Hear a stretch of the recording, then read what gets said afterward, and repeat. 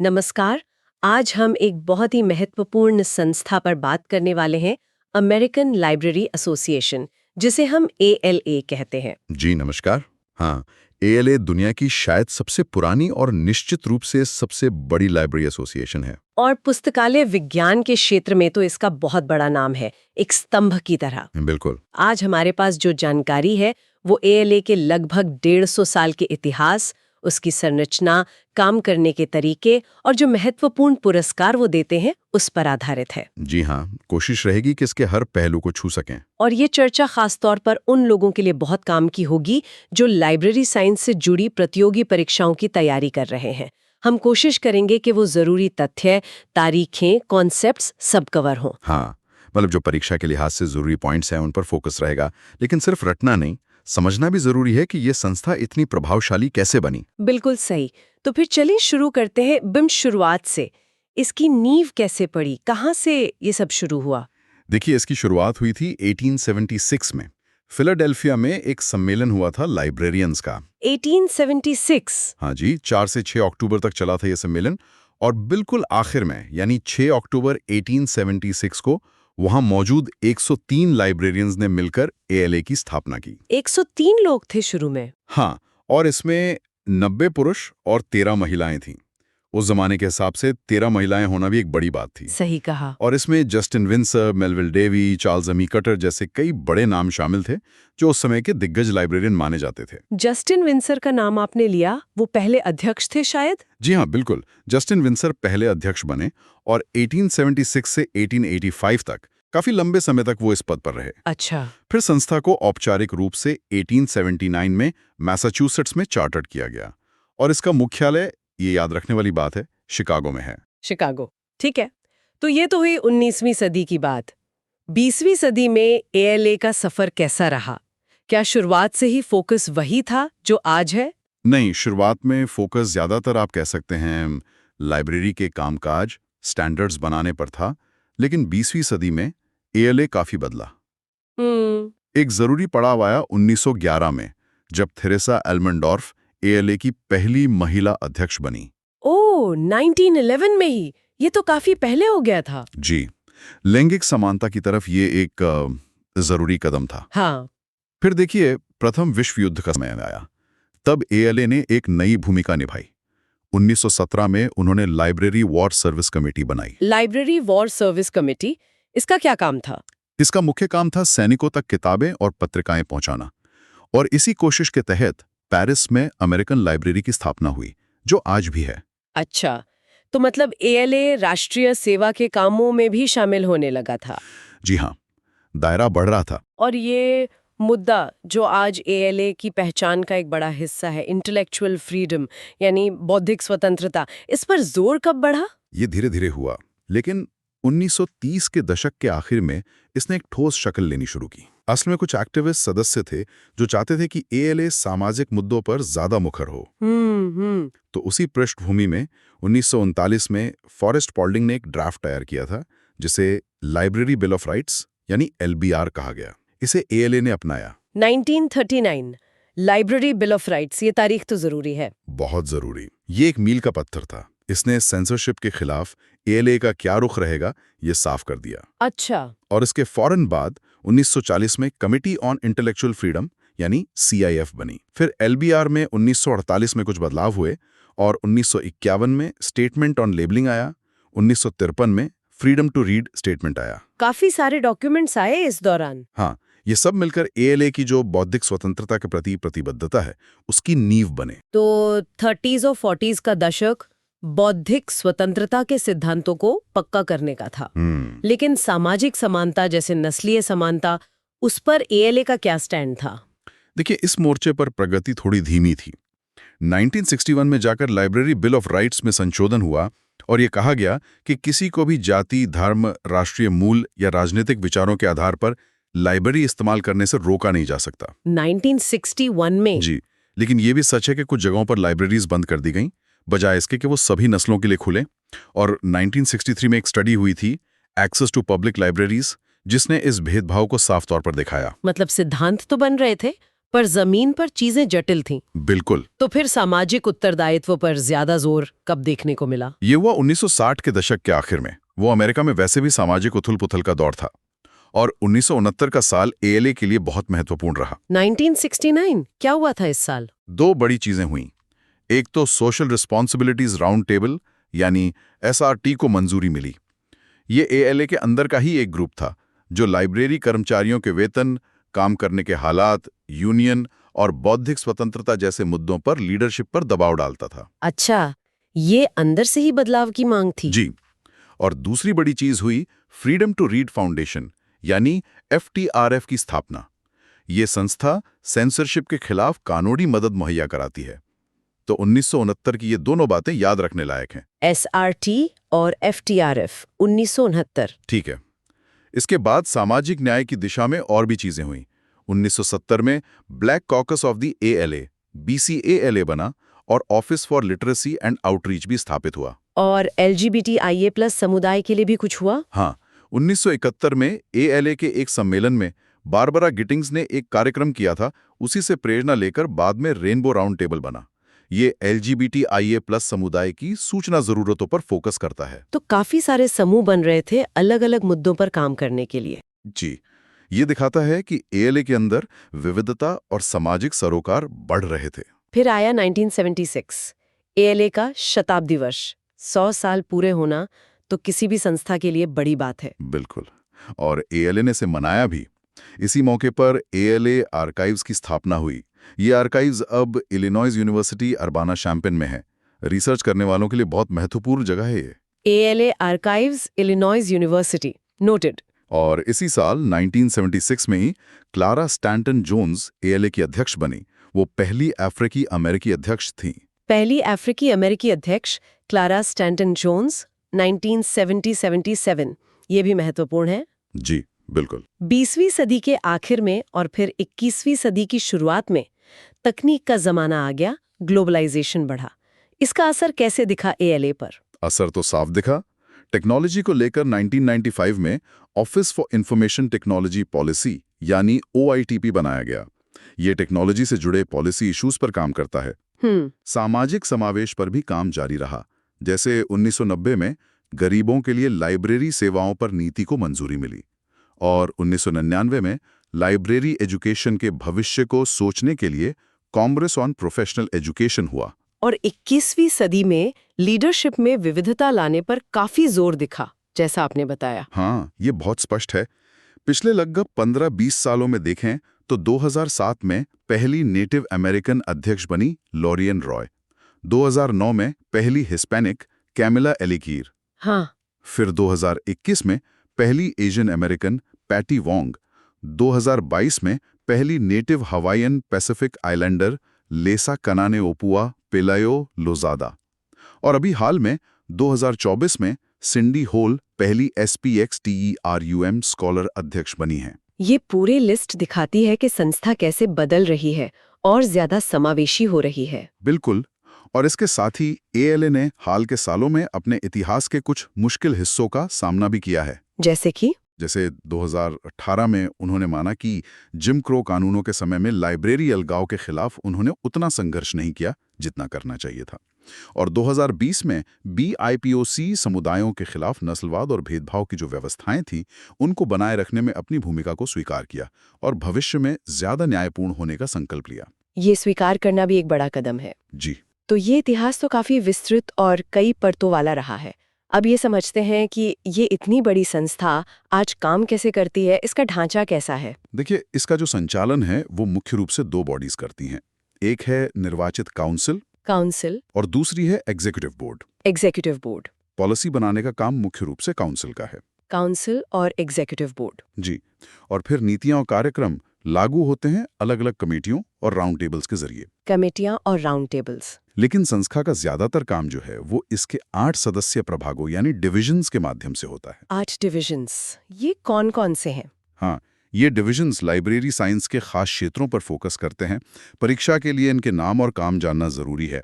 जैसे ASL है school librarians के लिए, ALSC बच्चों की सेवाओं के लिए। अच्छा, ASL और ALSC। फिर ACRL है कॉलेज और रिसर्च लाइब्रेरीज के लिए, कोर है लीडरशिप, इंफ्रास्ट्रक्चर, टेक्नोलॉजी वगैरह के लिए। PLA पब्लिक लाइब्रेरीज के लिए है। RUSA रेफरेंस और यूजर सर्विसेज के लिए। PLA RUSA, हाँ। ठीक है। और यूनाइटेड फॉर लाइब्रेरीज है ट्रस्टीज और फ्रेंड्स ग्रुप्स के लिए। और वायल्सा है यंग अडल्ट यानी युवा वयस्क सेवाओं के लिए। वायल्सा भी काफी सुना है। तो ये 8 डिविजन्स मुख्य काम करते हैं। जी हाँ, अपने अपने क्षेत्र में। आपने डिविजन्स के अलावा राउंड टेबल्स का भी जिक्र किया था। हाँ जी। ये डिविजन से अलग कैसे हैं? राउंड टेबल्स भी मेंबरशिप यूनिट्स ही हैं, लेकिन ये किसी खास रुचि या मुद्दे पर आधारित होते हैं। डिवीजन से ज्यादा स्पेसिफिक हो सकते हैं ये।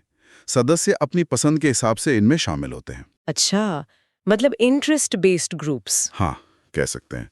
कुछ प्रमुख राउंड टेबल्स हैं जैसे Coretta Scott King book award, RT ethnic and multicultural information exchange, RT जिसे EMIRT कहते हैं, गवर्नमेंट डॉक्यूमेंट्स के लिए GODOT, ग्राफिक नॉवल और कॉमिक्स के लिए GNCRT, फिर इंटेलेक्चुअल फ्रीडम के लिए IFRT, लाइब्रेरी हिस्ट्री के लिए LHRT, रेनबो RT जो LGBTQIA+ मुद्दों पर है, और SRRT यानी सोशल रिस्पॉन्सिबिलिटीज RT।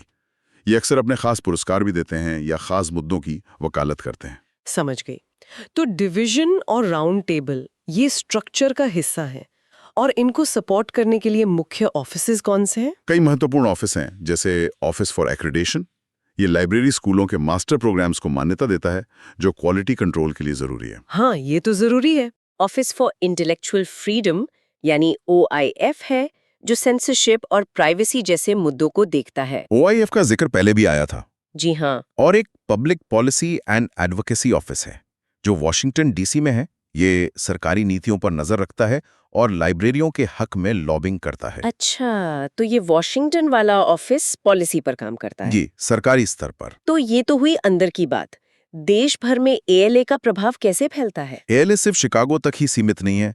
पूरे अमेरिका में इसके रीजनल, स्टेट और स्टूडेंट चैप्टर्स हैं, जो स्थानीय स्तर पर काम करते हैं। चैप्टर्स? जी, और ये बड़े सम्मेलन आयोजित करता है, जैसे एनुअल कॉन्फ्रेंस, और अब लिब लर्न एक्स होता है, जो पहले मिड विंटर मीटिंग कहलाता था। ALA लाइब्रेरियों के लिए स्टैंडर्ड्स बनाने में मदद करता है और जरूरी पब्लिकेशंस निकालता है, जैसे American libraries magazine, book list जो रिव्यू मैगजीन है, और चॉइस जो एकेडमिक रिव्यू करती है। हाँ, बुक लिस्ट और चॉइस का नाम तो सुना है। साथ ही ALA कई राष्ट्रीय अभियान और सप्ताह भी आयोजित करता है, जैसे हर साल सितंबर के आखिर में बैंड बुक्स वीक मनाया जाता है। बैंड बुक्स वीक, हाँ, ये काफी चर्चा में रहता है। जी, ये बौद्धिक स्वतंत्रता के महत्व को बताता है। फिर याल्सा टीनेजर्स के लिए टीन रीड वीक और टीन टेक वीक जैसे कार्यक्रम करता है। और अप्रैल में नेशनल लाइब्रेरी वीक होता है, जो 1958 से मनाया जा रहा है। नेशनल लाइब्रेरी वीक अप्रैल में? हाँ, और विविधता को बढ़ावा देने के लिए स्पेक्ट्रम स्कॉलरशिप प्रोग्राम बहुत अहम है। Spectrum scholarship? जी, ये अल्पसंख्यक समुदायों के छात्रों को लाइब्रेरी साइंस में मास्टर्स करने के लिए स्कॉलरशिप देता है, और आई लव लाइब्रेरीज जैसी पहल आम लोगों तक लाइब्रेरी का महत्व पहुंचाती है। काफी सारे काम हैं।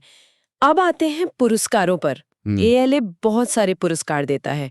कौन से पुरस्कार खास तौर पर जानने जरूरी हैं, खासकर परीक्षा के नजरिए से? हाँ, पुरस्कारों की लिस्ट तो लंबी है। मोटे तौर पर 2 तरह के हैं, प्रोफेशनल सम्मान और बुक मीडिया अवार्ड्स। प्रोफेशनल सम्मान में सबसे बड़ा है ALA ऑनरेरी मेंबरशिप। इसके अलावा जोसेफ W. लिपिनकॉट अवार्ड और ALA मेडल ऑफ एक्सीलेंस भी प्रमुख हैं। ऑनररी मेंबरशिप, ठीक है।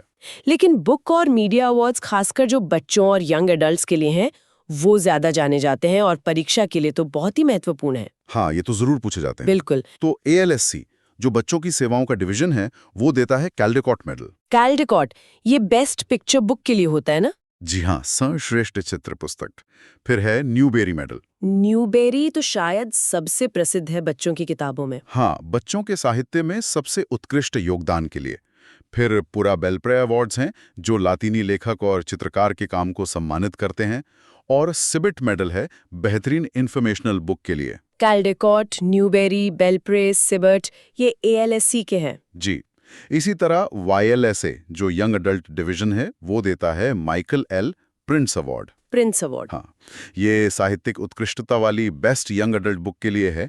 फिर विलियम C. मॉरिस अवार्ड है, जो पहली बार यंग अडल्ट बुक लिखने वाले लेखक को मिलता है और एलेक्स अवार्ड्स हैं। एलेक्स अवार्ड्स ये किसके लिए हैं? ये उन अडल्ट किताबों के लिए हैं जो टीनेजर्स को भी पसंद आ सकती हैं। अच्छा, ये दिलचस्प है। प्रिंस मॉरिस एलेक्स ये YLSA के हो गए। जी। इनके अलावा और कौन से प्रमुख पुरस्कार हैं? Coretta Scott King book award है जो अब एक राउंड टेबल देता है। ये अफ्रीकी अमेरिकन लेखकों और चित्रकारों के बेहतरीन काम के लिए है। कुरेटा स्कॉट किंग अवार्ड। फिर rainbow round table Stonewall book award देता है। ये LGBTQIA+ साहित्य के लिए अमेरिका का सबसे पुराना अवार्ड है। Stonewall book award. जी। और RUSA यानी reference and user services association fiction और नॉन फिक्शन के लिए एंड्रयू कार्नेगी मेडल्स देता है। ये सभी अवार्ड्स दिखाते हैं कि ALA कितने विविध क्षेत्रों में उत्कृष्टता को पहचानता है। हाँ, काफी व्यापक रेंज है। और ये भी याद रखें कि ALA हर साल शिक्षा के लिए $3 लाख से ज्यादा की स्कॉलरशिप भी देता है। ये भी एक जरूरी जानकारी है। तो पुरस्कारों और कार्यक्रमों से आगे बढ़कर ALA कुछ राजनीतिक और नीतिगत मुद्दों पर भी काफी मुखर रहता है, खासकर बौद्धिक स्वतंत्रता और गोपनीयता को लेकर। इस पर थोड़ी और बात करते हैं। बिल्कुल। बौद्धिक स्वतंत्रता तो ALA का आप कह सकते हैं मूल मंत्र है। जैसा हमने पहले बात की, लाइब्रेरी बिल ऑफ राइट्स और फ्रीडम टू रीड स्टेटमेंट इसके आधार हैं। और office for intellectual freedom OIF इसी सिद्धांत की रक्षा के लिए काम करता है। क्या काम करता है OIF? वो सेंसरशिप का विरोध करता है। ये सुनिश्चित करता है कि हर तरह के नजरिए से जानकारी उपलब्ध हो और स्कूलों और लाइब्रेरियन से किताबें हटाने की जो कोशिशें होती हैं उनका रिकॉर्ड रखता है। और गोपनीयता का अधिकार यानी प्राइवेसी, इसका भी ALA हमेशा से बहुत बड़ा समर्थक रहा है। 70 के दशक में FBI ने जब पाठक रिकॉर्ड मांगे तो ALA ने विरोध किया। अच्छा। हाँ, और 80 के दशक में FBI का एक लाइब्रेरी अवेयरनेस प्रोग्राम था, उसका भी विरोध किया। उसमें लाइब्रेरियन से कहा जा रहा था कि वो विदेशी जासूसों पर नजर रखें। ALA का मानना है कि लोग बिना किसी डर के कुछ भी पढ़ सकें, ये जरूरी है। ये बात तो सही है। बिल्कुल। और 9/11 के बाद जो USA पेट्रियट एक्ट आया था, उस पर ALA का क्या रुख रहा? वो तो काफी विवादास्पद कानून था। हाँ, ALA ने 2003 में इस एक्ट के खिलाफ एक प्रस्ताव पास किया था। उनका मानना था कि इसके कुछ प्रावधान सरकारी निगरानी को बहुत ज्यादा बढ़ाते हैं और लाइब्रेरी यूजर्स की प्राइवेसी और संवैधानिक अधिकारों को खतरे में डालते हैं। तो उन्होंने इसका खुलकर विरोध किया? जी, और ALA ने उन मुकदमों में भी हिस्सा लिया जिनमें इस कानून को चुनौती दी गई थी। एमिकस क्यूरी यानी अदालत के मित्र के तौर पर। इसमें कनेक्टिकट के लाइब्रेरियंस का एक मशहूर केस भी शामिल है, जिन्हें पाठक जानकारी देने के लिए नेशनल सिक्योरिटी लेटर मिला था। अच्छा, वो कनेक्टिकट वाला मामला, हाँ सुना था। जी। हाल ही में एक और खबर थी, लॉरा इंगल्स वाइल्डर मेडल का नाम बदल दिया गया। वो क्यों हुआ? हाँ, 2018 में ALSA ने उस अवार्ड का नाम बदलकर चिल्ड्रंस लिटरेचर लेगेसी अवार्ड कर दिया। कारण ये बताया गया कि वाइल्डर की जो लिटिल हाउस किताबें हैं, उनमें नेटिव अमेरिकन्स और अफ्रीकन अमेरिकन्स का चित्रण कुछ हद तक सांस्कृतिक रूप से असंवेदनशील है।